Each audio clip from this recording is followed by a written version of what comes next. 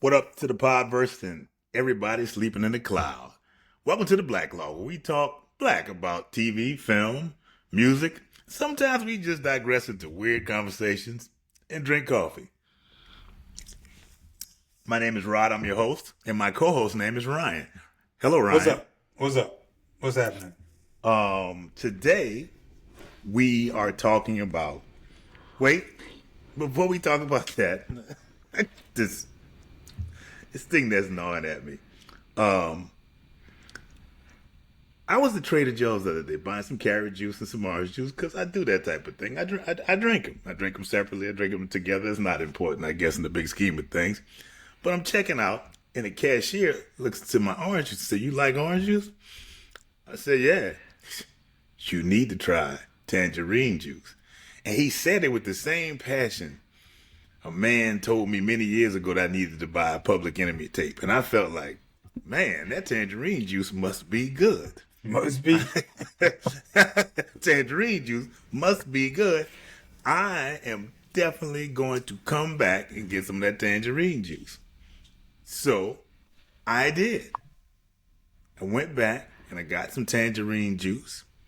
And it'd been sitting in the fridge about 2 days, getting a little nice chill on it. Came back the other morning from like a 25-mile bike ride, and I said, "Woo, this is going to be refreshing." And I cracked open that tangerine juice. I took one sip, and I was like, "Nah." Nah. Now, I've done that before with a coconut water suggestion that Ryan had given me many years ago. Not many years ago. No. Coconut water is an acquired taste. I will say that. Tangerine juice doesn't even sound right. Like, come tangerine and juice? Seriously? Tangerine juice, bro? That doesn't even sound right. Like, the words don't even go together to me. It's like saying strawberry juice. Strawberry juice, yes.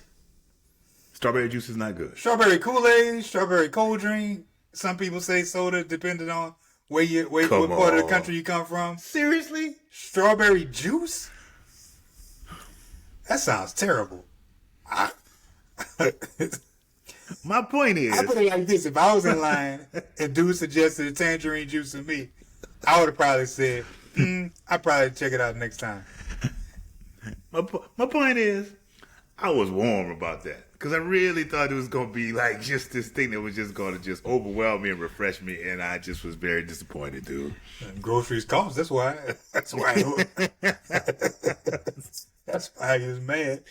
If that juice was $1, like some Tampico, you'd have been like, I'd throw it away. Tampico. Is that even?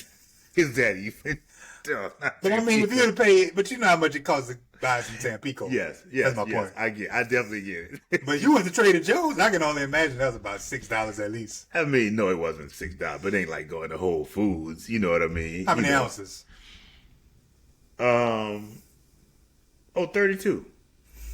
Yeah, they must have just came out with it, so they trying to pull you in. No, that's just it. They've always had it. I just never drank it. And the way, again, my cashier, who I will not name, he just was so passionate about it. Like, I was like, I got to come back and get it. Like, it's really good. Like, oh my God. And I was just disappointed. And to say, I mean, it's not an understatement to say that I passed by Trader Joe's kind of looking for him because I really wanted to say, like, dude, you lied. You straight lied to me. That's what you did. You lied. Today, we are talking about dead presidents. Classic. Theme song. Dead Presidents, the second film by Alan and Albert Hughes. Their first film was Menace to Society. Dead Presidents was released on October 4th, 1995. Your grandma's birthday. Boom. There you go. It was their second film after their hit debut, Menace to Society. I kind of liked it a little bit better than Boys in the Hood. No shade to Boys in the Hood, but I kind of liked it better. It was a A little hard raw. movie. A little more raw. A little? You said a little? A little? What you say about my mama? It was, bruh, it was a little raw. Wait, who want these cheeseburgers? A little raw, bruh. Come on. You said a little, man. It stars Lorenz Tate, Chris Tucker in his first real film. Yeah, it was his first real film. The real, that was before Real Money. Money Talks. Or Yeah, whatever it was before Money Talks, where he was. Lorenz Tate plays. He also was in House Party 3. He was. Yeah, I think he had a small role. It was like I think it was a Wow. pimp. I can't remember. I didn't really watch House Party 3. Wow. Like talking about it. A pimp, man. You gonna make me go. You gonna make me go back and look at House I Party. might be wrong. Somebody probably correct me. But it's him and a young Freddie Rodriguez. If you watch the TV show 6 Feet Under, he was he worked in the mortuary services. You know what? I never watched that show, but I do. Now that you say I see his face, and I actually see him. Like if I'm flipping the channels and I see that commercial, I remember his face. So yeah. Wow, you never seen? I mean, we live in such a society with so much content. There's some things you've never. Yeah, I have never seen an episode. Ironically, the guy who starred in 6 Feet Under, I've never seen an episode of 6 Feet Under. Not 6 Feet Under. Dexter. I've never seen an episode of I've never Dexter. seen it either. My wife went through the whole series. Yeah. I've never seen an episode of Dexter, and they're doing a prequel right now. Yep. Doing a prequel right now. I said, I was telling a friend about it one time. He said, you could offer me $1 million, and I could not identify one scene. And I can tell you one thing. Hey, same here. But like I said, it is the Hughes brothers' second movie. I loved it. There was some, I don't know. I know it's been a minute, but I felt like some people were kind of like, the reviews on this were different. And I think it was because it was a period piece. I don't know what they wanted. I don't know what some of the reviewers wanted. How about this? I'm one to believe that. I'm just going to chalk it up as hate. Oh. I just chalk it up as hate. That's all. I want to believe that a lot of black people liked it. But it was a period piece. And I guess some of the reviewers that's the unique thing about this too. This is a movie about Vietnam, and it is about the black man's experience. Yeah, they probably criticized it because they didn't understand. Why would you write about the black man's point of view? Shouldn't it be everybody's point of view? Come on, bro. Just leave us be, bro. Can we please have our movie, bro? Let me state this. I can't help but think Tupac Shakur was supposed to be Sharif in Menace to Society, but due to Tupac having some kind of issue and fighting people, whatever, it didn't work out. But I can't help but think if he plays Sharif, he's in Dead Presidents. What role? I gotta ask you, what role you think? Probably Bokeem Woodbine. But he probably wouldn't do Bokeem Woodbine because at the end he went out, like a punk, and Tupac, he doesn't want to go out. He probably doesn't want to go out like a punk. If everything's true about how he was complaining about Menace to Society, I don't see why he would want to. He would definitely be trying to change up Bokeem Woodbine's ending in that movie. Why can't he just shoot his way out? Why can't Cleon be hard? Cleon would have shot him. You're right. Why had to take everything out of Cleon? He got to be a straight preacher. You know what? I don't even know why I'm even thinking like. You know what I mean? I was just hoping, but it's like now that you bring it up, it's like it probably wouldn't have worked out. It could have worked out. It's just too much of a headache, probably. Yeah. I don't know. Again, the title is Dead Presidents. Dead Presidents was a pretty popular term back in the day, referring to money. Hence, because of the dead presidents on the on the currency, having their pictures on the currency, which was also again in that opening sequence. We drop into the robbery, and then we come out of it, and then we go into the title sequence with money burning, and the score is done, and this theme is done by Danny Elfman. Danny Elfman has done Pee-wee's Big Adventure, probably his first big movie. He's scored for The Simpsons, I think, the majority of the time. Hell of a jump. I mean, he did Pee-wee's Big Adventure, Simpsons, Batman Returns. Wait, here's one you don't probably know. He did Batman the Animated Series. Really? Yes. It's cool. Yes, Batman the Animated Series. Yeah. So we open in North Bronx. We meet our trio, Anthony, Skip, and Jose. Hey, before we go on, I'd like to say that the music that they played in the intro, ironically, was the music that we chose to introduce for the intro of our homecoming step show.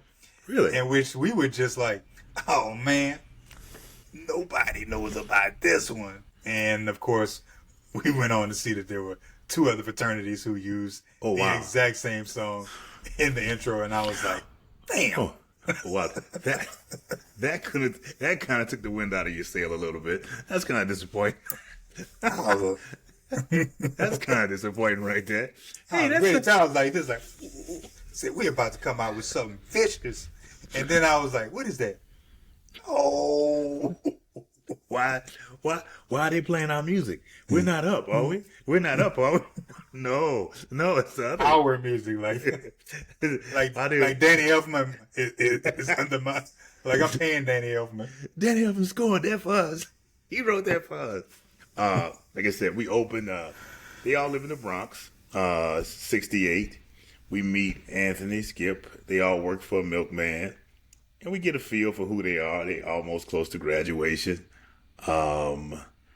Anthony doesn't want to really go to college, but he wants to do something. And he hasn't said Vietnam yet, but that's what, the movie's about.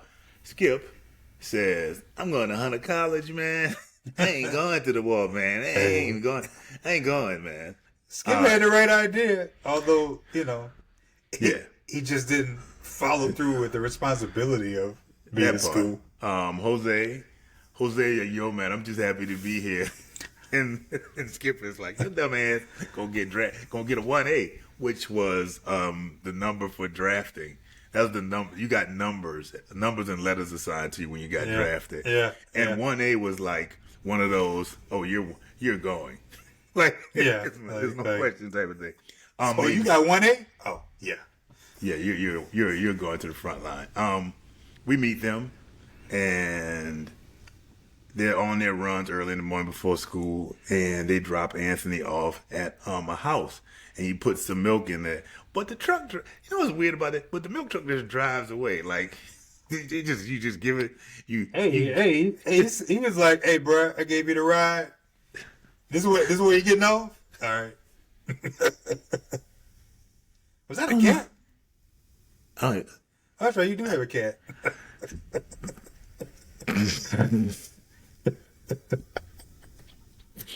I have headphones on, so I can hear a lot more things than you can hear a lot you all more out there could probably hear. Okay. And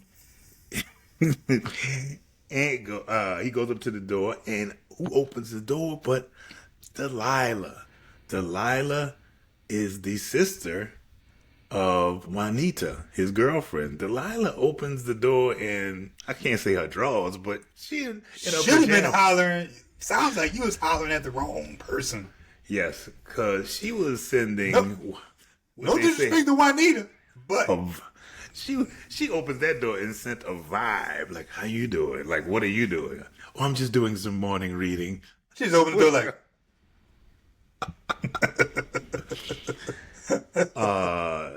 And Anthony just being Mr. Curious, keep looking past her like, what you looking past? How you can see she not in the room. There's only one person in front of you. And why are you looking past? I don't know.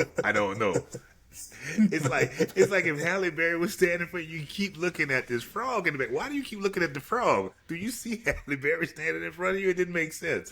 But he asked about Juanita. She said she's sleeping. He said, "Okay, well, tell her I'm gonna see her later." And he walks off, and who comes to the window but Juanita? "Hello, Anthony." And I really want. Well, let me state. Juanita is played by Rose Jackson. Rose Jackson, who I always thought was from New Orleans. She was born in Brooklyn, and she went to St. Mary's Academy in New Orleans from 7th grade to 9th grade. So it's 2 years. 9th grade. It's 7th She to went 9th 9th grade? Oh, man. She's not from New Orleans. You know what I mean? Hey, if you went through your 9th grade year at St. Mary's, 7th to that 9th, means... Not kindergarten to 7th. I didn't say that. If you went through your 9th grade year at St. Mary's, that means you got the chance to experience St. Mary's dances, at Thanksgiving dance, maybe the Mardi Gras ball. You also got a chance. You also got a chance to go. That's for 9th grade, St. August right? football games. You if you wanted to go to the St. August Explosion and the St. Mary's talent show, which while it was very very entertaining, sometimes inside and outside, depending on what's going on. So I got to give her credit for being at St. Mary's, being in New Orleans. Give her a validation sticker. You're a validation sticker. You're a validated ID. I don't even know about that. Just a validation sticker. Just a sticker. She got an ID. You digress. You get a little validation sticker so you know on the back. Okay. There you go. She get it. There you go. Juanita said she wants to she flirts with him, and I was like, better stop playing games because your sister half naked downstairs. That's what you need to do. You need to stop playing. She's married. Nope. She's married to Michael Moy, co-creator of Married with Children. Not many people know a brother co-created Married with Children. He's sitting on a lot of money, my friend. It's a lot. Yeah. Yeah. I guess that's why we haven't seen Rose act again. Do you really need to? Nope. Do you really need to act? And I didn't note that her sister... She's probably in the 8th year of trying to open up her studio. Yes, she is. Delilah is played by N'Bouche Wright. We learn that Anthony runs the numbers in Harlem for a bar/pool room owner named Kirby, played by the infamous Keith David. If you don't know who Keith David is, Best voice in the business. Keith David did the outside of Cree Summer. Best voice in the business. Gargoyles. Mr. Facilier in The Princess and the Frog. He was in Something About Mary. He was also Spawn. But do you remember Something About Mary? Yeah, he was. You're right. You're right. You're right. Like, this dude is a great act. He sings too, dog. He sings. I found out. The dude, he just does it all, bro. But his character Kirby, is pool room owner, bar/pool room. Anthony runs numbers for him. And let me state, Kirby's just a solid dude, bro. He looks out, even though Anthony is running numbers for him. He looks out for him. He brings money. He'll turn on you quick. He'll go from 0 to 60 real fast. But I think when he turned, I think he had reason to turn. Oh, yeah. I think he had reason to turn. But I'm just saying, when he first meet him, he says, "Hey, boy, you going duck hunting with your daddy this weekend?" And he's like, no, that's next week. Moved it to next weekend. All right. Because it's like, he wanted to say, you ain't going to be around here. You gonna spend time with your mother and your father. It's cool, man. And we first meet Cowboy, played by the infamous star of Empire, the first roadie in the Marvel Universe, the best man. The first roadie. Forgot about that. Terrence Howard. This is the first utterance of the word man. That's when he hit that jukebox. He was like, oh, you could tell that was his song. That was like it was like I'm trying to think of something back in college. They put on that electric relaxation at the party, bro, by Tribe Called Quest, and everybody be like, oh, or that engine number 9. All I know is whatever he got out of that quarter that he put in that jukebox, he was feeling it. He was feeling it. He wants to play pool, and he complains to Kirby about having Anthony around because Anthony shouldn't even be in here playing pool, this, that, and the other. And he says, man, he shouldn't even be. Cowboy was the responsible one, bro. Yeah, I get it. But he wasn't really being responsible. He just didn't like Anthony. But still being kind of responsible. He was being responsible by way of being an a-hole. Come on now. Yeah. He's like, hey man, you need to get that man by. And he said he ain't supposed to be playing no pool until Kirby said, I bet he beat your ass. and he bets him. Huh? And he bets him, and Kirby and Cowboy and Anthony shoot pool, and Anthony is beating his ass like Kirby said, and he knew it. And he beat Kirby and his boy who are in the back room, just aside, and they're shooting, and Anthony wins. And Kirby just gets upset, and then Anthony, he's very innocent because he's 17. Cowboy gets upset. I mean, what did I say? Oh, Cowboy gets upset. Yeah. Anthony wins, and Cowboy gets upset. And Anthony says he pays up, and he says gives his money to Kirby. It's like, well, that's just $2. You ain't paid me. You didn't. I won too. Yeah, when he said that, I was like, I don't remember him betting you. I remember him betting Kirby. I do, but I believe that I don't know. It felt like it was if it was an assumption that he was supposed to give him money to, I don't know. It felt like an unwritten thing. That's why he knew it was supposed to get paid. All I know is Anthony said, "You cheat, man. You cheat, Cowboy." He's not even called. Bro, he called him a cheat, bro. He's so innocent. He said, "You cheat, Cowboy." Bro, he used the word cheat as a noun, bro. He said, "You are a cheat, Cowboy." Like, wow. You are a cheat. Anytime tell me, I'm gonna tell people, Cowboy is a cheat.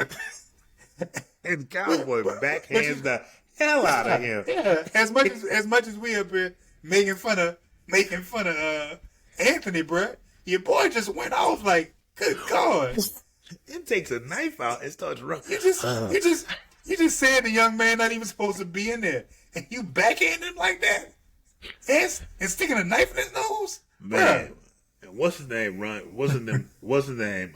Kirby and his boy comes and runs him off and stuff like that. Get the hell out of here, Cowboy, whatever. And they straighten up, and then Kirby tells Anthony, say, hey man, why don't you take a run with me? All right. So they drive. He drive. 63 Continental with those suicide doors. They roll through. That you just saying, why don't you take a ride with me? It already sounds like it's going in the wrong direction. It's like 11 p.m. It's like, would you take a ride? As I've always, I think I've heard your grandmother say, ain't nothing open after midnight but Tony, legs. I think Tony Dungy used to say, bro, tell his players, like, ain't nothing out there. Ain't nothing good in the streets after midnight. Ain't nothing in the good streets after midnight. So yeah, they rolling, and hey, your boy Kirby said, hey man, you want to drive? Who, me? No. Yeah. No, not you. Who else you think I'm talking to? Bro, it's like Fred, bro. Fred Sanford, bro. You was talking to Esther. Esther said, my sister Elizabeth? No, your brother Elizabeth. He did. And then, but Kirby, I mean, Anthony is still a bro. Anthony, he truly, and that's what I think the understated talent of Lorenz Tate, because he's playing this very bright-eyed kid. You know what I mean? Uh-huh. And they switch, and he's driving, and he pulls up. They pull up, and he says, hey, pull up. Kirby said, pull up over here. And he says, hey, keep the engine running. That's the problem. See, number one. that's the problem. Say, keep the engine running. He didn't know, but What Oh, yeah. years when somebody say keep the engine running, there's a problem. There's a problem. Why do I have to keep the engine running? And he's so innocent because he's sitting in the car and he turning the radio, he jamming whatever. Uh-huh. And all of a sudden, you hear smash. Threw a dude out the window, bro. Threw a dude Out the window, bro. And it's talking about he wants his money, this, that, the other. Then the dude's dog, he's kicking him. And his daughter come out, played by Heather B., rapper and formerly of the Real World. Yeah. And she pulls a gun out on it, and Kirby laughs at her. Said, "Oh, you got more guts than your punk ass dad." And gives her a straight right, bruh. Yeah, It wasn't no hook, bruh. It wasn't was a straight right, bruh. He did not pull that punch one bit when he hit that young lady. He did not pull it. I was like, goodness. But as he's hopping around, not hopping, he's there. The store owner pulls his prosthetic leg off. Good Lord. And Kirby's hopping around, and he hops over and gets in the car. Drive, young blood, drive. But wait a minute. Right before he did it, he grabbed and he put that gun. He was like, "So you better get my money." Where you? He was holding his leg. He's like, "You better get my money." He holding his leg, bro. With one leg, Kirby's like, "You better give me my money." Drive, young blood, drive, young blood. Right. And we don't really think about the fact that he thought that in that moment he told that young man to be a getaway driver, bro. He did. Like, you don't know how this is going to turn out. After having a conversation of how important it is to be with your father. Bruh, you don't even know how this is going. You don't even know how this is going to turn. What if he can't drive as well as you expect him to? But it did work out. We would meet Anthony having a meal with his family, played by the wonderful Jennifer Lewis, you know, as Ruby on Blackish. Isaiah Washington of many things, Grey's Anatomy, Love Jones, and the father, played by James Pickens Jr., also of Grey's Anatomy, 20 years. Guess how many episodes he has played the role of Dr. Richard Webber? 20 years, and that's probably like 25 episodes a season. 438 episodes of television. That is what you call generational wealth. That is the most solid. That is the most solid black man that you barely know in Hollywood right there. He is doing well. Trust me on that. He also was in Menace. I don't know if you remember. He's sitting across from Sam Jackson. He the one who got shot, wasn't he? Man, who you think? MF and Ron Isley? Who you think you are? Ron O'Neal? Ron O'Neal. He said, who you think you are? Ron O'Neal? And Sam. He went like this too. You are. Nah. Squeeze that. I ain't gonna lie. If there's a thing called going out like a G, he went out. It's like he was not gonna be no point. Who you think you is?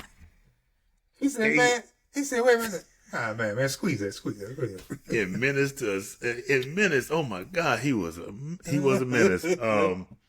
They're talking about the future because I guess Isaiah Washington's character is graduating from college, and they're talking about Jennifer Lewis is like, I have 2 babies going to college, and Anthony's kind of like, maybe not, Mom.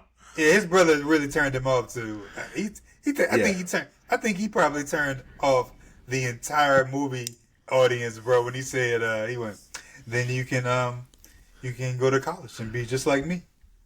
It was weird. Do I really want to be like you? Do I really want to be like you?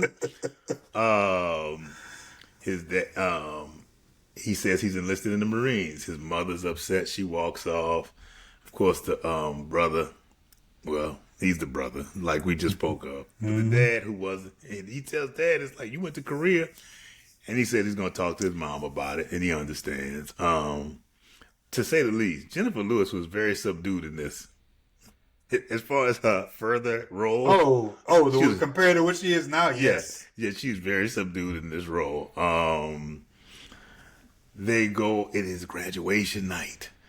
and they are partying, and Skip and Jose and Anthony are in the corner sitting at a graduation party talking, and Skip is talking about how he is going to start his pimping thing because pimping is in his blood, and then he says, "My great granddaddy was a pimp back in slave times."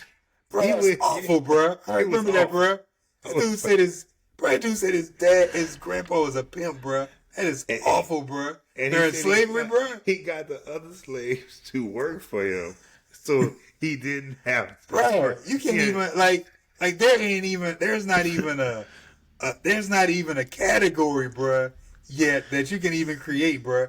You got your sellout slaves, and you got the slaves who bought it. Like, you got the house and the field slaves, and then you got pimp slave who's just terrible, just a terrible person all throughout. It's horrible. It's horrible. He's not your normal sellout, but he is a sellout. he's not the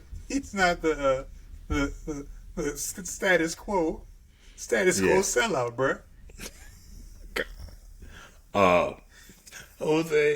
Jose's girlfriend and Juanita walk up, and they start talking to the guys and basically saying, "I know you don't want to be with no Skip. I know you ain't gonna spend this night with me." Jose also said he got drafted. He did. He was a 1A. He definitely was a 1A. He definitely was a 1A. He had been drafted. They're both dancing, and Ruby says, "My mama's working the night shift all night." Do one of them. Your boy Anthony kind of looked like, oh, really? He kind of had that look like, oh, I get it. I see what you said. At first, I didn't get it, but now, you went all night. Yeah. Yeah. So they they go back to their house, and before we go to their house, they did a wonderful. We gotta give credit because they did a wonderful pan, a camera pan of the entire party, bruh. And at one point in time, bruh, it was real quick, bruh. They had this dude, bruh. They had this dude yakking he was earling in the toilet, bruh. And dude was standing up saying, "Told your little ass couldn't drink with me." You gonna go make me look at it. Now you gonna make me go out there. He said, told you couldn't drink with me. You got to make me go look. I'm gonna go look back at that now. Oh my God. They go back to the house, and Juanita and Anthony go to her room, and who is in there but Delilah in her drawers again? It's almost like Delilah was sitting there like, maybe Anthony was just coming here by chance alone, and I can give him another hint, because obviously Anthony cannot read the room.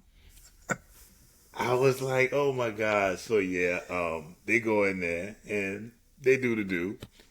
And that morning, all of a sudden, Delilah runs in. Mama's here. No, she not. She ain't coming till Mama's here. Mama. It was amazing, bro. Because I remember that part. And the one thing that stuck out is, boy, when time's tight, boy, people will turn on you real quick, bro. Anthony was like, I told you not. I knew I should have never got. I knew I should have never got with you. And you know your mom. You know what your mama gonna do. He said he gonna get Bertha all mad. I guess that's her mama gonna get Bertha all mad. Bertha. And he running and getting his clothes on, and they run outside and to the back of the house while she gets in the house, and they just missed him. Juanita kisses him goodbye, and he runs off, going from yard to yard, jumping fence to fence, jumping on car tops. And I love the transition because they transition him into him running in the field in Vietnam. Yeah. It's a beautiful transition. And then we kind of get an idea. We meet the unit. He's 2 years into Vietnam. It's 71 at this point. In his unit are D'Ambrosia, played by Michael Imperioli of Sopranos fame, a.k.a. Christopher. Yeah. Kirk Sticky Fingers Jones of Onyx, the hip-hop group Onyx. Bro, let me tell you something, bro. 92, freshman year, you could not tell anybody from the East Coast, specifically New York, you couldn't say anything bad about Onyx, bro. Everybody, I think, in my dorm who was from New York had an Onyx poster somewhere. They were really bro. That was a Russell Simmons creation, and he was really pushing them hard. He really pushed them. The Onyx is here. Oh God. Bokeem Woodbine. Bokeem Woodbine is Cleon. Bokeem Woodbine. Bokeem Woodbine. This is one of his first kind of roles, prominent roles, and is it? It is. Right? When was that thing? Jason's Lyric. Was that before or after? Oh, that might have been. Not sure. It's the same period. It's the same period. It's the same period. Yeah. Same period. Bokeem Woodbine was a character. Was a guy. I was like, when I first saw him, I was like, I never really but he's just steadily put together a hell of a body I like of work. Bokeem Woodbine. I do. In the beginning, it's kind of. He always seemed kind of awkward, but everything works for him, bro. Like everything he does works. It just works, bro. I mean, this dude was on The Sopranos. He's on the TV show Fargo. He's done a lot. Somehow he could play a Muppet, bro, and it'll work, bro.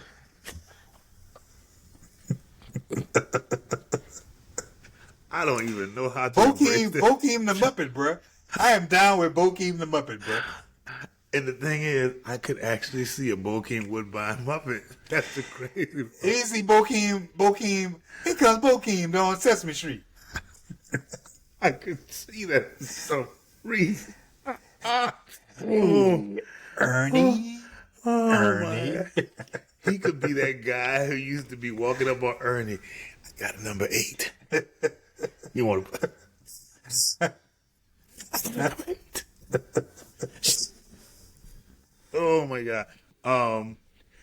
And we learned that Cleon is a little bit off. He's a preacher's kid, but he's from Mount Vernon, New York. He's a little off because they raid a unit and he takes one of the bodies and takes a machete and cuts his head off and says, "This is our good luck piece. I'm going to keep it with me." And as we gather, with time, he keeps that for a long time. He keeps that for a long time. Let me state, I forgot. Skip is a member of this unit. And Skip, Skip failed out of Hunter College. And I guess the pimping thing didn't work too well. But he is a member of this unit too. He obviously stuck to the pimp side and forgot that, I probably need to do my work too. Or I probably need to go to school. Just a little bit. Well, you found out. He FA'd and FO'd. He found out. Yeah. So, like I said, back to Bokeem. Bokeem is walking around with this head in his bag, and no one says, you know what, we're not going to really tell him anything about it right now. I think they're kind of hoping he just gets the idea. They don't tell him anything. They go back to camp. They really if you really think about it, they were looking at him like, man, Cleon crazy with his head. But they were kind of accepting of it, bro, for a while, bro. They were. It wasn't. I don't think it wasn't until it just started smelling so bad that they were like, all right, it's time. It was Nom. Like, it was cool they had a head. Like, yeah, the head. All right. But it was Nom, and they kind of probably felt, you know what? You need something like this in the crew. We need a little crazy. Let them keep their head. We need a little crazy Cleon. Just Skip and it took for them to threaten him with a court martial, bro. To get rid of that head, bro. It did. It threatened with a court martial. Like, bro, he was like, I am not getting rid of this head. I will court martial you. And even after that, he was like, okay, I guess. All right, I got to get rid of the head now. And that head had maggots and flies and everything. I around have to it. get rid of. I have to get rid of this human head that I've had in my book bag for the past week or so. God, that's crazy. Anthony and Skip, when they're back at base, they sit and talk, and we get to find out that they're having a beer, and we find out that Anthony has a kid with Juanita. So I guess that I guess that If at one only- time. If only for one night. What's that? What's that? Kendrick Lamar, that Luther? You got that Luther song, bro. Oh, bruh. Skip asked, "Hey man, show me a picture." He's like, "Man, I don't have no pictures. I don't keep no pictures." He's like, "That's the only way I'm gonna survive out here. I don't need no connection to nothing. I don't write this, that, and the other." They go back in the field, and at one point, they realize that D'Ambrosio has gone off to take a dump by himself. And in the army, you usually do it two at a time, but D'Ambrosio had an issue. He liked to rather be by himself. Yeah. So they Man, were wondering where he like to be by himself. they was wondering where he was, and they go looking for him, and they find him. And some Vietnam soldiers have gotten to him, and they have opened up his stomach, his intestines are fall. That was awful, bro. And My goodness, bro. And he has his manhood stuffed in his mouth. Oh, that was awful, bro. Yeah, and but he gives the medic gives him some morphine. Anthony offers he's still in pain. Anthony offers him his morphine, and the medic says, "No, my God, that would kill him." So whatever it is, they're moving because he's still alive, and Anthony is carrying him on his shoulders. So they stop to take a rest, and it's just him and D'Ambrosio. And Ambrosia says to him, "I can't go back like this." Yeah. Oh my God. And you know what? He's like, I can't go. I can't even be mad, bro. Like, if that were me, I'd probably be thinking the same thing, bro. Like, I haven't said, he asked him to kill him. yeah. He says, "Put me out." He said, I can't go back like this.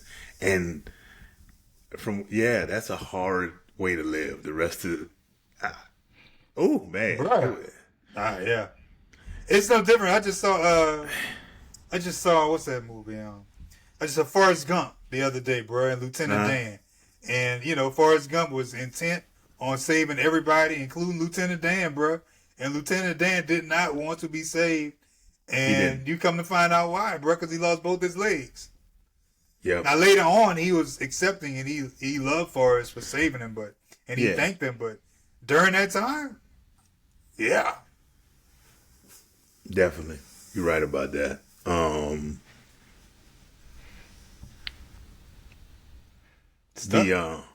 No stuff. Nah, you got you.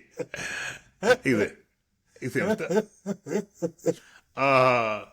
he takes the morphine and he reluctantly kills him. And I can't help but say it's things like this because I don't know if I mentioned Sticky Fingers' character dies earlier, and it's like Anthony has watched this guy die.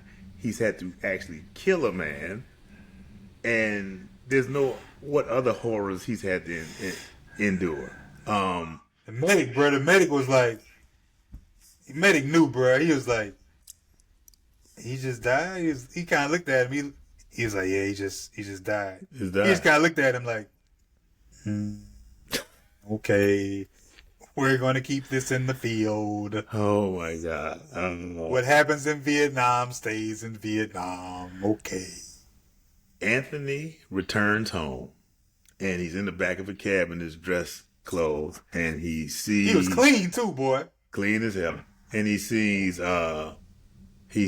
Skip, and he's like, "Let me out." And he gets out, and he goes over to see Skip sitting in a crate, sitting on a crate, and as he gets closer, he realizes that Skip is a junkie. There's no other word for it. Skip is a junkie. It wasn't supposed to be a funny episode, bro. But when Debbie Allen went to JJ prom, and James was like, JJ Junior, she's a junkie.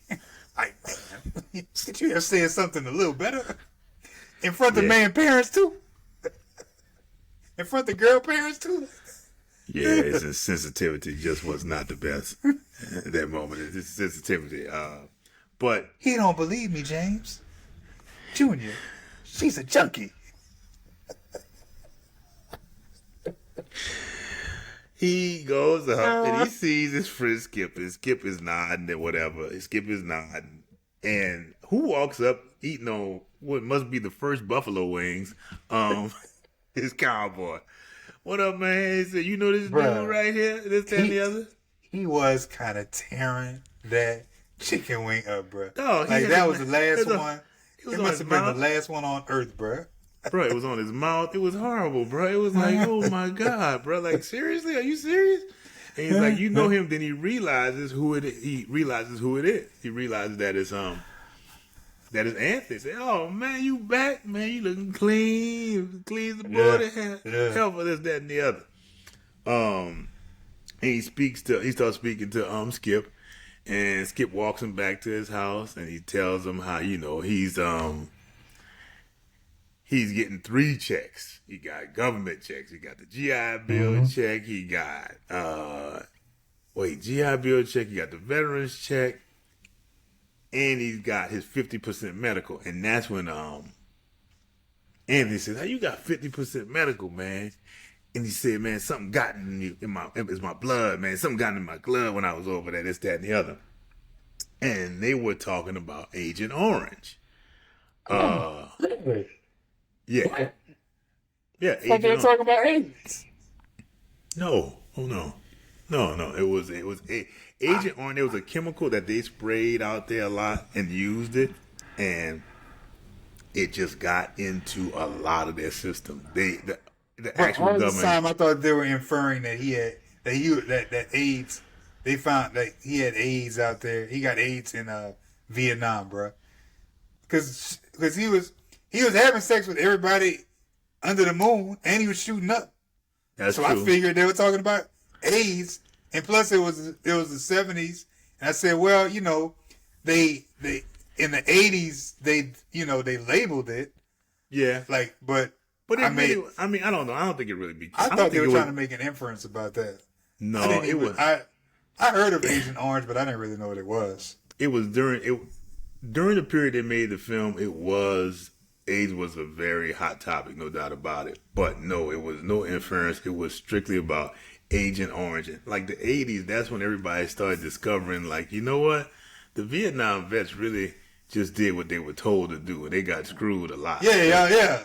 Bro, every movie I ever saw with Vietnam, I always felt so sorry for those dudes. I was like, man, those dudes got messed over so bad, bro. Like, they treated those dudes terrible, bro. Like, awful, bro. You come back waiting for a hero's welcome, hit somebody calling you baby killer, like, hey, hold on. I didn't do that. Anthony, Skip walks him home. He goes home, and he has dinner with his mom, and he's eating like he in the field, like he about to. Yeah, he was eating that food, bro. Like, you eat, you ain't got no time to digest, just eat. And his mom more so. Parents up there, but his mom is asking, like, what's going on? Just imagine, bro, if you're in Vietnam and every time you about to go in the field, you get a home cooked meal like that, bro. Yeah. Bro, you might be winning all the wars, bro. All the wars, bro. They did not get no meals like that. Trust me, they get some turkey, collard greens, bro. Some rice and gravy, bro. He got nothing like that. Trust me, not in that field. Pre-made meals. But he's like, well, we scared. And Mama Curtis like, we scared. A lot of people went over there and picked up some bad habits. And he delivers a line that just gets to me to this day. I ain't got no bad habits, Mom, except for a little killing. I was like, a little killing for my country. For my country, you can save him. And might I add, Dad, understandably so, he was in Korea, but Mom, her reaction wasn't as dramatic as I would expect to be for somebody who just said a little kill it. Because it's for, he said, for his country. You know, for your country covered a lot of stuff back then. Oh yeah. That's right. For your country covered up a lot of things back So then. he was killing for my country. Oh, okay. Oh, all right. It's okay. It's okay. Okay, all right. The return to Kirby's. He come back in there cooler than a polar bear's toenails. Walking in there, they kind of steal from Spike Lee and do the double dollar thing. He switched up his clothes too, bro. He's like, I gotta get out these clothes. We gotta get something good. Yeah, he got him some clothes, and he's floating through the neighbor. He's floating back and everything. And first thing he sees Jose. Jose is having a drink, talking with somebody, and he sees him and he shows him how he'd been back because he worked in demolitions and he blew up his hand. I mean, he still got somewhat used to the hand, but he wasn't he flicking that lighter even right then and there? Yeah, yeah. And he really had a thing with that lighter, bro. Vietnam did a job on him, bro. Nam did a job on him. Did it do a job on him, or did it just bring out what he already had in him? Because not Skippy. Jose, no, I guess he did get drafted, but he was still crazy. Yeah, it exacerbated it, to say the least. Whatever it is, he goes in the back to see Kirby, and his boy answers the door. Dude, he's like the assistant to every hood in every movie, because he was in Malcolm X too, man. Dark skinned brother. And those vines. Man, them vines is hurting my eyes, man. What is that? I wish I could tell you his name, but he whatever he does well. And Kirby's up in there telling the story. He said, man, this girl pull her drawers off, and I saw all this ass. And he looks up, and he's like, Youngblood. Oh. He's excited to see Kirby, man. Kirby's excited always to see that Anthony. happen, bro. You telling some crazy story, then all of a sudden, oh my man, what's up? My man, Hunter Gang, you start stomping the floor and they do that. Oh, you got to do that. Look at who here! Look at who here! Look who in here! Look who in here looking like $1 million, man. Shit. He gestures up with Kirby, and he said, hey, man, I was hoping I could come. I can't find a gig. I was like, I'm hoping I could get back in the numbers game. Kirby said, man, numbers game is done, dog. The police drain me dry. The police drain me dry. They greedy, bro. I ain't got no more money. Yeah, he told the police, he said, I ain't doing no more, man. I'm done. He said, man, we getting by. I get by. He told me, I'm getting by the way I get by. You know, that's basically what he said. Yeah. So what's his name? Anthony goes. He does get a job. He goes to Saul's Meats, and Saul played by a butcher shop, and he is played by Seymour Cassell. A lot of movies.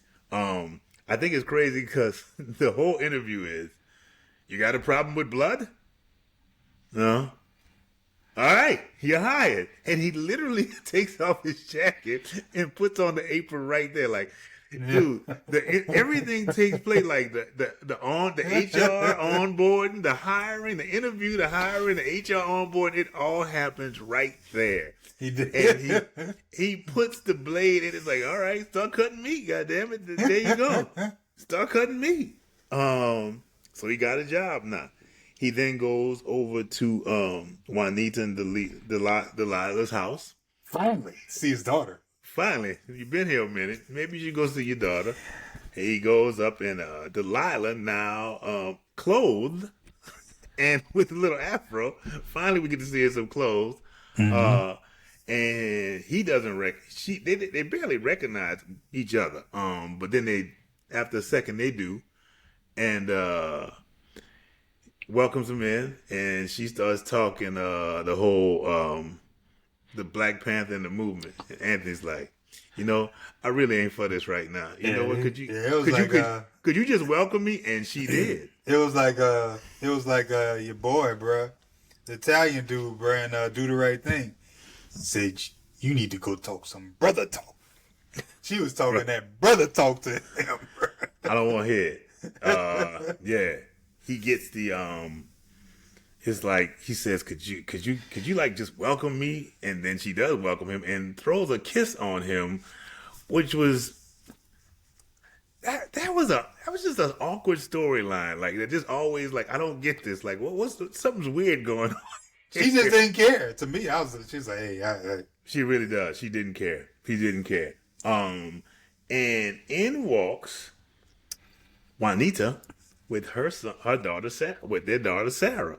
So he meets his daughter Sarah. And then they go to Juanita's place because Juanita has her own apartment. They drive up in front of the place and they pull up, and they're sitting in the car. And he says, "So this your spot?" I said, "Yeah." And what might be one of the most evilest mofos in movie history, Cuddy. Just a cold, bro. Cuddy drives up next to him in his long Cadillac. He lets it be known that Juanita and he have history. He lets it clearly. Cuddy walked up like a dog walks up to somebody else's lawn and looks at you and lifts up his leg while he's looking at you and pees while he's looking at you and then says, and walks off. This dude drove up sucking on a lollipop, called his woman baby girl, then called his daughter my little girl, and then laid, as Anthony would say later on, 2 yards on her. $200, bruh. Are you kidding me, bruh? If that ain't taking disrespect to whole new levels, bruh, I don't know what is, bruh. Juanita says, "I told you can't. You don't have to spoil it like that." And Cuddy, and I give props to the Hughes brothers because the way they shot it. Somebody's got to do it. And then it drives away. Bruh. Juanita and Anthony, they go up to the apartment and they have Anthony's like, "Look, I'm gonna get out of here, whatever," and they have words about it. And Anthony got to realize, Anthony, she did get on with somebody else, but guess what, Anthony? I told you had a daughter. I ain't heard from you in 2 years. I think I'm responding quite well. I'm responding quite positively to this whole thing. I think they both right and they both wrong. Yeah, they both right and they both wrong. So it cancels one another out. Let's work this out. And they work this out. They go back to Kirby's spot and Anthony is shooting pool. And who is he shooting pool with but Cowboy? And as he did years ago, he's beating his ass again on this pool table. Smoking on that cigarette too. He's looking at him like, but he's a different Anthony now because he's a different Anthony smoking a cigarette. And he's not bright-eyed and bushy-tailed like he was back then. He got sideburns and he got a nasty attitude and he learned some Marine stuff. And Cowboy, that last part is the key part. Yeah. Cowboy is in his feelings as always because he's getting beat. Of course, the big payback is playing. Let me tell you something. The placement of the songs in this soundtrack, I don't care if it's on the nose or not. Fantastic. Cowboys popping trash about because he's losing the pool game. He popping trash about you. Went to Vietnam. Y'all never should have been in the war. Then he brings up Juanita, and you can tell that Anthony's antenna goes up a little bit. He doesn't do that, but his antenna is up when he hears this. And he said, "Man, I'm just trying to compliment you on your taste," talking about Juanita. And then he says, "Of course, my boss, baddest man this side of Nicky Barnes," and if you know Nicky Barnes in Harlem famous and notorious hood, Cuddy was tapping that ass while you was in Vietnam. Cowboy got his arse whooped. He took that pool cue and broke it over him, and continued to beat him. And what I really loved about it was Jose was about to do it. Kirby said, no. He deserved his ass whipping. Let him go. He said, no. Let him go. He beats the dog crap out of him, dog. Real talk. He beats the dog crap out of him. And then when he finished, he said, "Now that's game." Wow. It was game. Anthony, Jose and Kirby are rolling around. They rolling around. Look of Love by Isaac Hayes is playing. Oh, yeah. Again, perfect music placement. And Anthony and Kirby are drinking alcohol, and I guess Jose is involved in that. But he says, "Hey, anybody want to do some?" Jose didn't want. Jose wasn't dealing with alcohol. Jose was dealing with speed in the back. They were just doing. Bro, there was so many crimes going on at one time that like, you know, if we put this movie in the late 80s, early 90s, bro, going on up, bro, there was so many crimes going on in that car, bro, from the speed to not only drinking, bro, drinking what appeared to be vodka because it was clear, straight to the head, bro, and just passing it. I don't want to believe it was gin, because if it was gin, oh my god. Either way, she. So this is the first time we hear about the actual bills that are sent to DC to be burned, and how they want to rob. It's the first mention of it. People ain't got a job. They just burning money. and Kirby's like, look, man, I can get the guns. You need to come up with a plan. And Freddie's like, yeah, you did all that back in man. You do all that John Wayne. Like, man, you are on speed. Jose's on speed bad.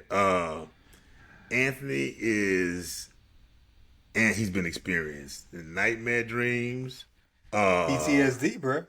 There was we must also add in that the word empathy is only popular now.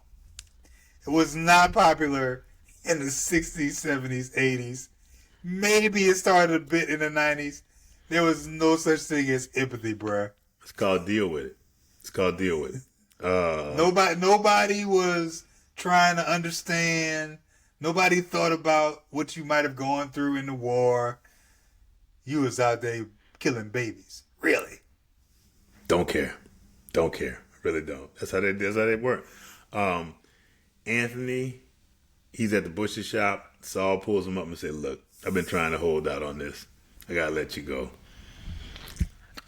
Baby got fired. But he gives him 2 large Schwegman bags full of big meat. bags of meat, bro. Big shopping bags of meat. If somebody gave him, bruh, we'd be straight for a while, bruh. That's a lot. That was a lot of meat he gave. Like he just take it, man. I don't even. Let me tell you something. I'm gonna find a spot in that freezer for all that meat. We gonna find some place to put this meat. We really are. And if we run out of spots, you know what? I think I'm gonna stay up a little later tonight to cook. I remember the time I brought some meat home from Wendy's. Your dad's like, where does meat come from? Well, look at me. Where does meat come from? Not to implicate myself anymore. I won't say anymore on this subject. But the Wendy's Corporation. Anthony's returning home with the meat, and You would from his bring apartment. raw meat home instead of the hamburgers, bro. No, you gonna cook it? Raw meat to cook. No, they were patties. They were foam patties. They were cutting the patty shape. I didn't bring raw meat. They were patties, like stacks of patties. You know. If they cook, they're raw. Yeah, they were raw, but I'm just saying they were patties. Not like we had to make the patties. You know what? I'm implicating myself right now. We really need to stop this right now. I was 84. I don't know, who cares?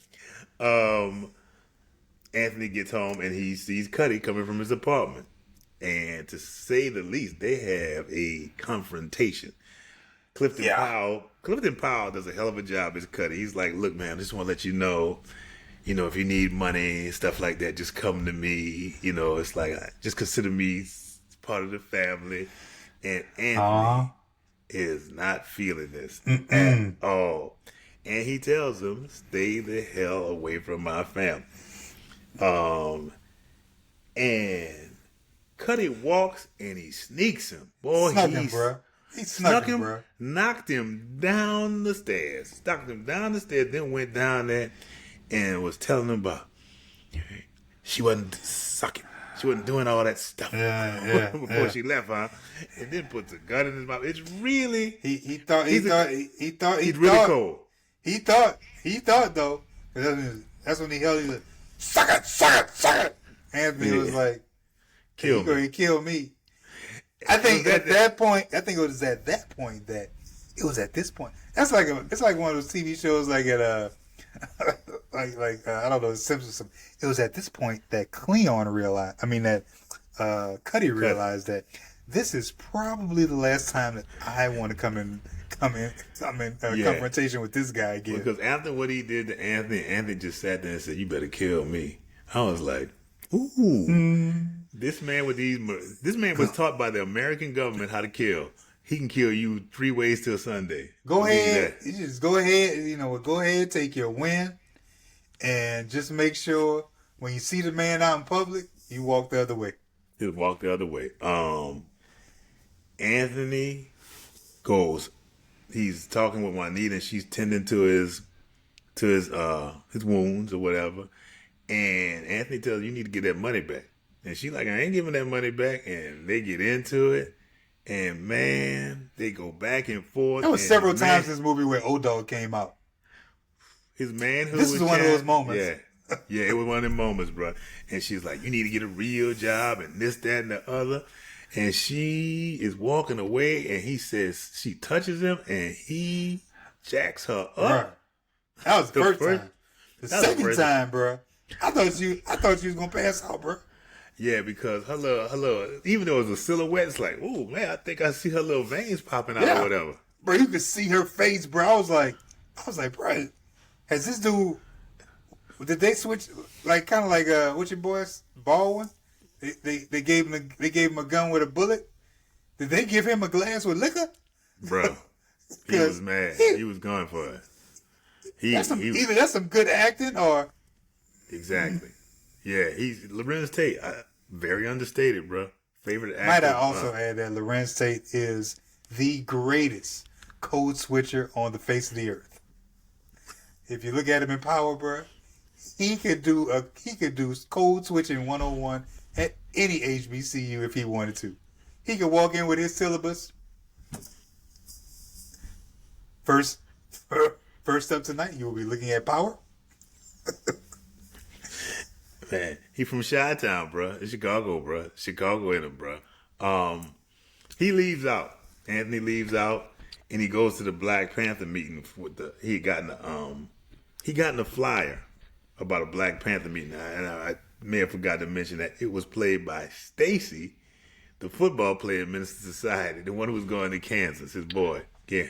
And how ironic, because the last time we saw Stacy. Stacy was telling Sharif and his boy, "Hey man, you know that Black Power gets no play in this ride." Yeah, that's what he did say. He did, dude. He totally went a 180 in this role. Believe that. But Ant goes to the meeting, and who does he see? But Delilah leading the way, talking that brother talk. Talk some brother talk. That brother revolutionary talk. So we cut to them later in a bar having a drink and talking, and Delilah's talking up the Panthers, and he learns that she can shoot a 45, an M16, a 38, and a Russian AK-47. He's talking about his money issues and how he ain't gonna be with Juanita, but he still got children to take care of. Mm-hmm. Cut to a planning session for a robbery, and Delilah's here. Like, hold on. So all she had to do is say, "I know how to use a gun. Here you go. You know what?" And but here's the thing too. To be as revolutionary as she was, she sure moved quick to say, "Hey, I'm down." That's what I'm saying. I mean, as far as she's concerned, in her mind, that is the white man's money. So if she's a revolutionary, she is not thinking as much. It is not only money. It is white man's money. It just felt like her. That's how I think. That's how she sees it. Her character just got compromised just real quick. Like, wait, hold on, wait. Yeah, a lot of people got compromised real fast. So they're in the ain't that the truth? They're in the meeting and they're talking, and it's Kirby, Anthony, Delilah, and our pyromaniac. Wait, no, pyromaniac Jose and our heroin addicted Skip. Skip. And they decide. Here's the thing: who decided that they needed another person? Because Skip did not want it. Skip didn't want. I think it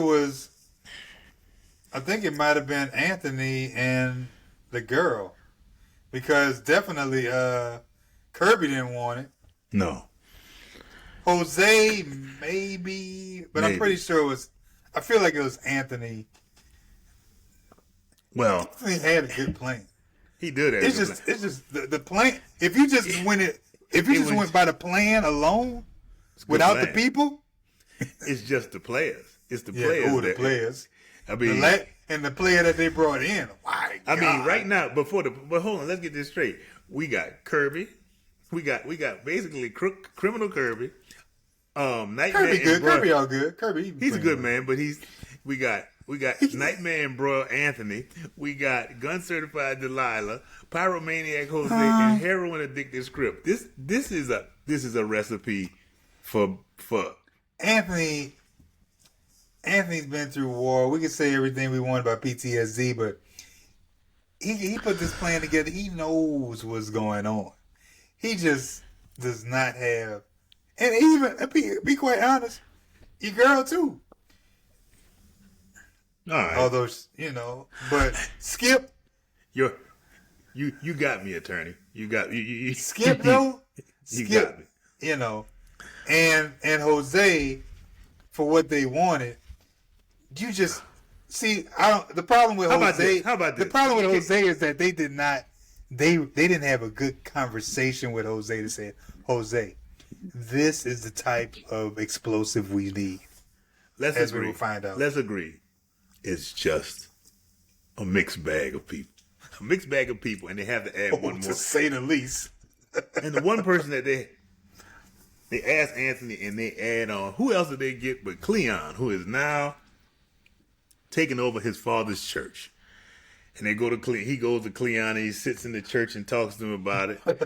And Cleon says, I stand to lose.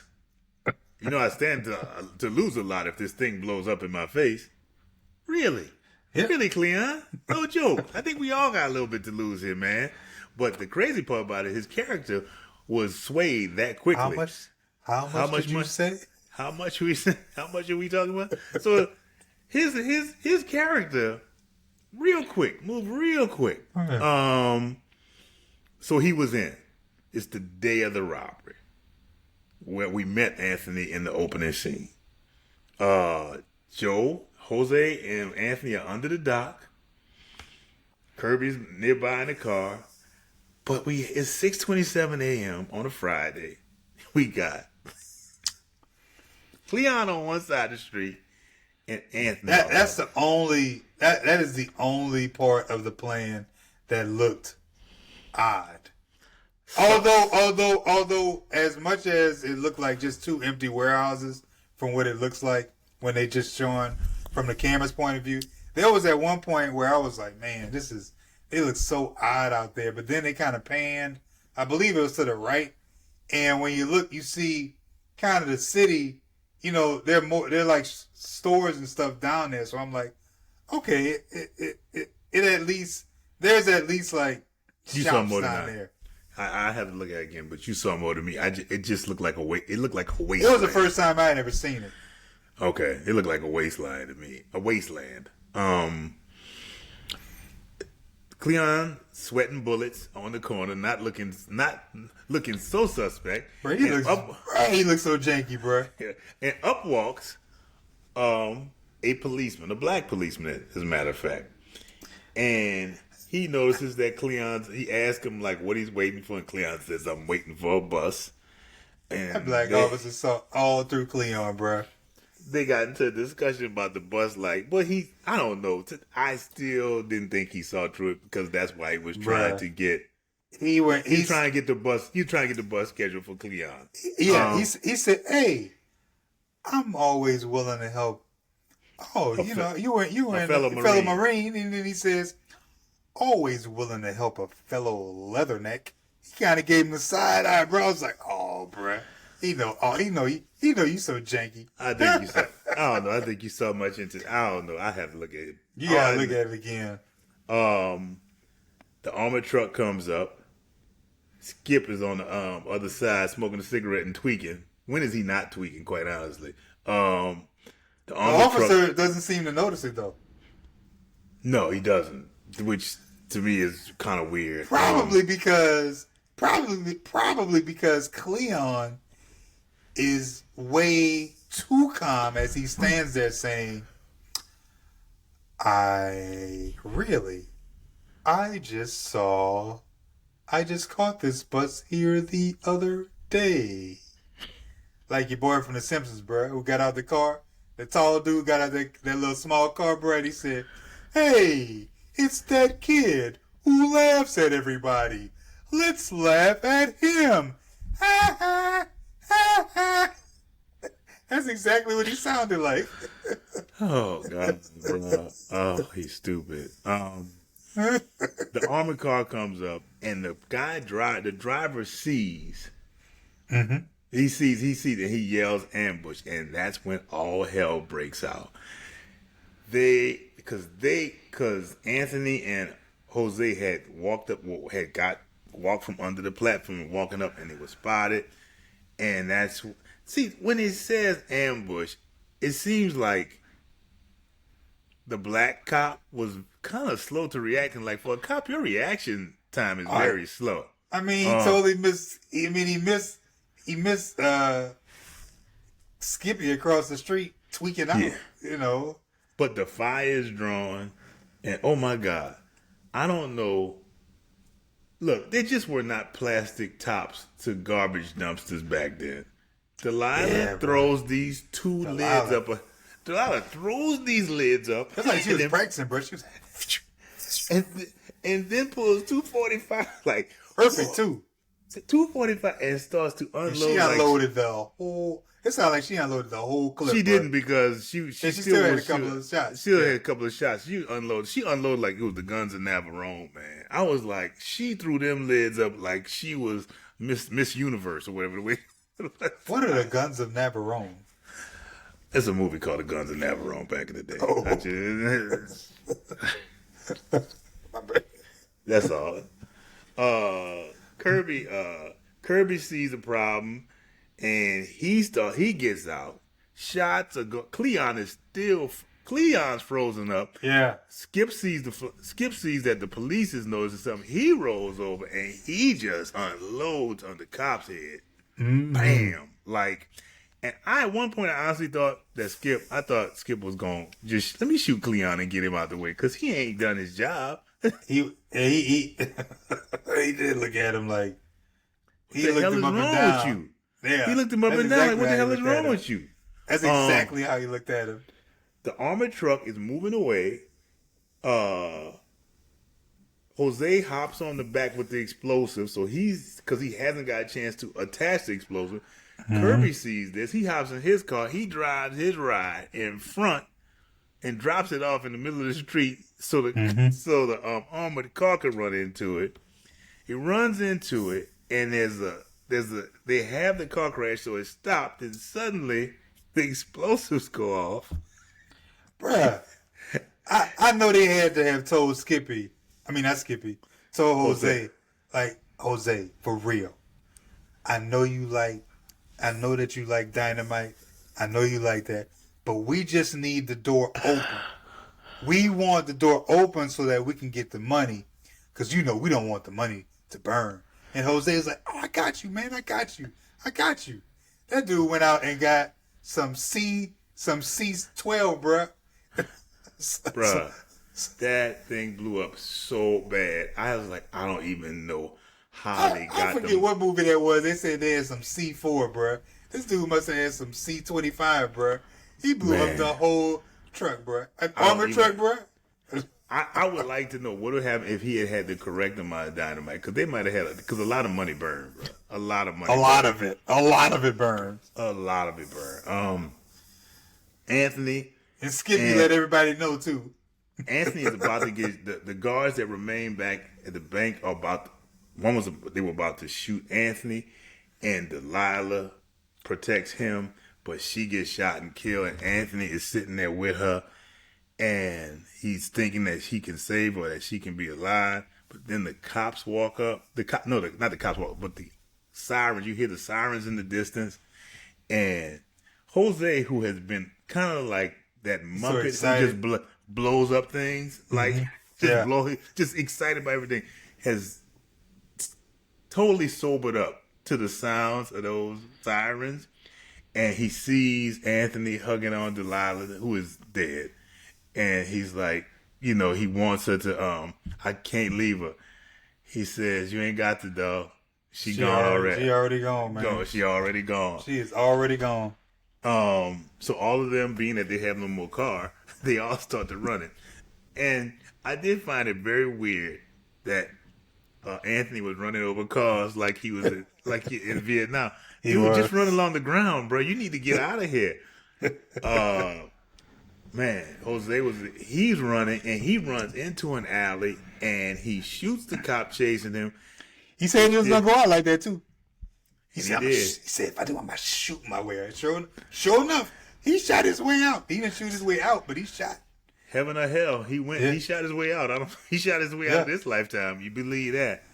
So they get back to Kirby's place, and what might be one of the funniest post-robbery meetings ever. Freddie's dead. Not Freddie. Jose is dead. Delilah's dead.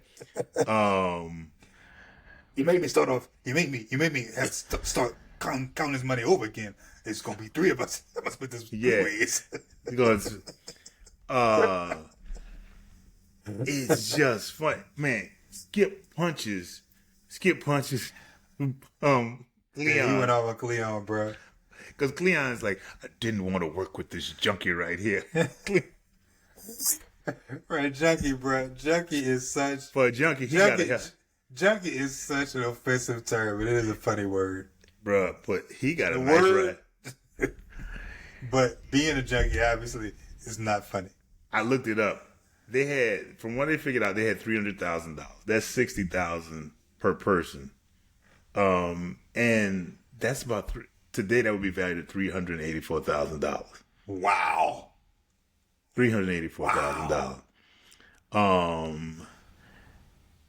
And they're just looking at all this money. Skip's like, all this money, and they just gonna burn it. And Kirby says, he said, the government.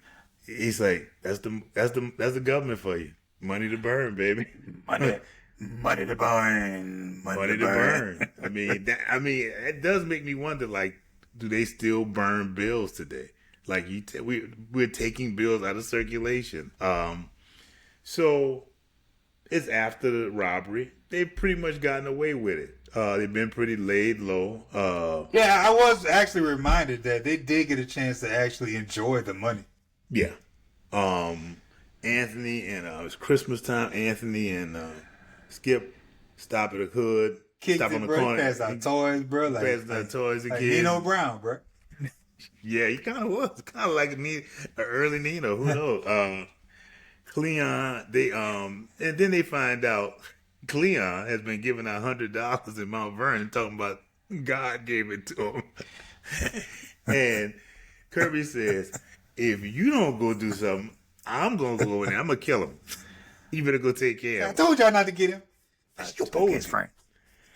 So Anthony drives up to Mount Vernon, and when he drives up to Mount Vernon, he's driving up to Cleon's church. Oh, and man. The police are pulling him out. They walking that dude out, bro. They walking him out the church, bro. He looks so, and you can see all over his face. He looked like he about to snitch on everybody. I'm going to. This ain't about me. Was Nino Brown? This ain't about me. I actually thought that when Anthony drove off, that I thought that Cleon would actually see him as he was driving off. I did. I thought they were going to see each other. For some In reason, I fact, thought. every time I see the movie, I still think that Cleon is somehow going to see Anthony driving by. Yeah, it. Yeah, I did. I thought it was just gonna all blow up right there.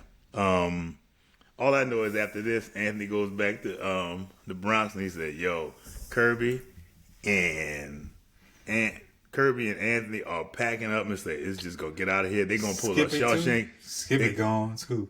Yeah, they're going to. Forgot about Skip. Oh my God, Skippy went out. Skippy went out. I believe Skippy went out exactly the way he wanted to. Wow. He found out everybody was coming, and he said, "I'm not getting out of this. You know what? I am going to get high to the point where I die of an OD." I don't even think it was meant like that. It's just like I'm gonna get that good unstepped on dope. Please forgive me for not talking about this. How could I, no pun intended, skip this scene. Skippy is at his spot and he is watching Al Green on Soul Train, and the cops are running up on him, and they get up in there and they find Skip laid in like this. His eyes are glazed over and got a needle stuck in his arm. Those cops just knew we about to get him. They was like, They just like, oh. The policeman is played by Tony Sirico, who played Paulie Walnuts in The Sopranos. Oh yeah, he sure was. Uh, Might also add, we didn't. I did want to mention this, bruh. What's up with your boy Cleon, bruh? Cleon said, "God's not gonna forgive me for this one. oh, you tough. I'll find another way to do my penance." Jackleg preacher. That's what the hell Cleon is. Cleon is a jackleg ass preacher. That's all he is. That's like us doing. The rosary, bruh. You know, as Catholics, bruh, we do the rosary, bruh. We gotta do the rosary for our penance, bruh. Penance, boy. I used to wonder how many prayers could clear murder. I used to wonder about that sometimes. I really. Man, we used to go, man, Father Butler, you didn't know Father Butler. Father Butler would take us to the chapel, bruh, to do confession, bruh. And we'd be in there clowning, bruh. Because Father Butler literally thought you were going to hell for everything. And he would tell you. He would let you know, you're going to go to hell, gentlemen. You are going to go to hell, gentlemen. We'd be like, Father, what if you just kiss your girlfriend? Going to go to hell, gentlemen. You shouldn't be doing that. Going to go to hell, gentlemen. Absolute, bro. He's And for Father Butler thought that he was giving us great advice and great knowledge all he was doing was fueling us to think of more things. What else can we ask Father Butler to see if we go to hell? Hey, Father Butler, what if I just rub my hand on somebody's backside? You're going to go to hell, gentlemen. You're going to go to hell. Sister Maureen scared me about. I remember some speech about impure thoughts. Shook me for about 10 years, no doubt. Back to what I was saying. Anthony and Kirby are scrambling. They've grabbed their money and they're about to get out of there. And it's like, hey man, we can get out of here. Maybe I can send for Sarah. And Kirby's like, hey, you can do anything with the money we got. We just need to get the hell out of here. That's all. That's all Kirby wanted. Let's get the hell out of here. All this talking. Let's get out of here. All that. We can do all that. You can fly. You know, we do whatever you want. Just get out of here. And in come the cops. And what I said earlier about Kirby being just a stand-up dude, Kirby takes his cane and starts swinging them at the cops. Run, young blood, run. I was like, it was just like he just said, I'm too old. I'm too old. At some point, too, he also in that point, I think I remember him saying, yeah. You know, he just was like Kirby said. Kirby felt like, look, man, he young, he can get away, but if I swing at them, they all right. But little did they know that half the police force were waiting in the hallway. And I'm gonna be quite honest. After he had dealing with this robbery and people died, police died, I'm surprised them police officers just didn't kill him and make him an ink spot. Oh yeah, right that was all the Hughes brothers, because I think the Hughes brothers also wanted to make it just to make sure you knew just how disrespected they were. We gonna throw in this judge, and he gonna give him some too. Yeah, he did, because they show him in court. He's receiving his sentence, and it's played by Martin Sheen. Martin Sheen is one of the most liberal guys around. He was the star of one of the biggest Vietnam films in this day, Apocalypse Now. I gotta watch that because I keep hearing about that. I've always heard about it. I've never watched it though. Yeah, it's a good movie. Done by the guy Coppola, the Godfather director. And he gives a speech about talking about, I was a Marine. You know, this lawyer is trying to defend. You know, he's a decorated Marine, and Martin Sheen's like, I was a Marine too. I don't want to hear nothing like that. He could have stopped right there, though, bro. He did not. No, he could have. But he wanted to let it be known. He did not need to throw in the stuff about the war, bro. But he played it. Well, he played it like it probably was played back then. Yeah. It's like, I'm better than you. I don't know why you did this. I'm better than you, and you disgrace this, that, whatever. And then he tells him, I'll sentence you 15 to life. And man, the look. Well, wait a minute. He told that dude it was a real war. A real war, I might add. He did say it. Come on, war. Bruh. But that's the way it was. They said that a lot. Yeah. They said it was a real war. He sentenced Anthony 15 to life. Old dog came out again. He's like, life? Life? Right. That look on his face like, what you mean life? You mean life?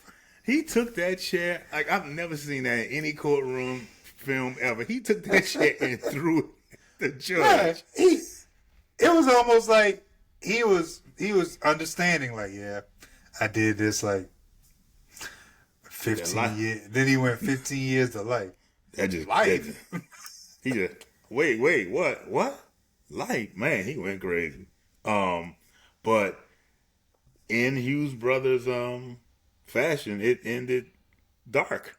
Yeah, bro. just like he's on the bus, bro. He was on the bus. Ain't nothing happy coming. We end with him going to jail on the bus, just like Minister all Society. All I could think too, bro. That look on his face, I was like, man, that is not the dude y'all want to mess with in jail, bro. Leave that man be. I don't want to call Leave that man be. I was wrong. I shouldn't call it a dark ending. It's just a real ending. Ain't gonna be no. It's a real hard ending, bro. That's good with it. Yeah. Yeah.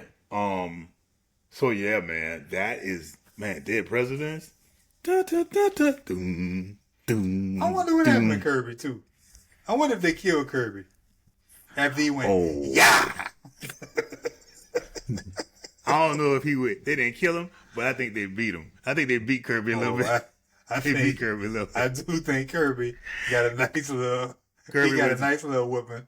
Kirby got a beating and got he got a little extra. I can't say this enough. Ironically, your dog is named Kirby. That's what I was about to say, because Kirby is going crazy off camera. He's looking at me like, why do you keep calling my name? He's like, what is going on? He is literally like, you keep calling my name, and what is going on? I am sorry, Kirby, but that is the name of the character in the movie. Hey, this has been entertaining, and it was a great film to revisit. It really was. Dead Presidents. And as they started with wonderful music, they ended. Walk on by. Yeah, boy. Isaac Hayes again. Oh, walk on by. Excuse me. The Blacklog is brought to you by Faded Black Funeral Homes. Death is a part of life, so let them put life in your loved one's death. With on-site tattoo artists and t-shirt makers, Faded Black Funeral Homes take care of your homegoing needs. Fade to black. I also would like to say, I said it last time, eTiffanyCreations.com, eTiffanyCreations.com. They make great shirts. They make all kinds of things. You can get them to basically make anything that you want. they made the shirt that I had on for the school days. Episode with Howard in 1867, and it had A for Alpha Chapter because my fraternity. So if you haven't seen the School Days episode, go back into our library and watch it. Yeah, but also make sure we are on YouTube. And if you have not subscribed, please hit the subscribe button and click like.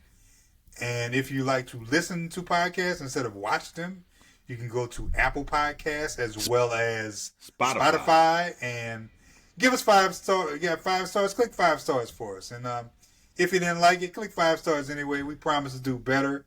But again, if y'all looking, you got holidays coming up. If you're looking for some nice little shirts to get customized shirts, eTiffanyCreations.com. That's where you need to go. And I think that is about it. So, welcome to the holiday season. In this airs, we will be deep into the holiday season. Ho, ho, ho. All that jazz. So until next week, from the Blacklog, I am Rod. This is Ryan. Peace.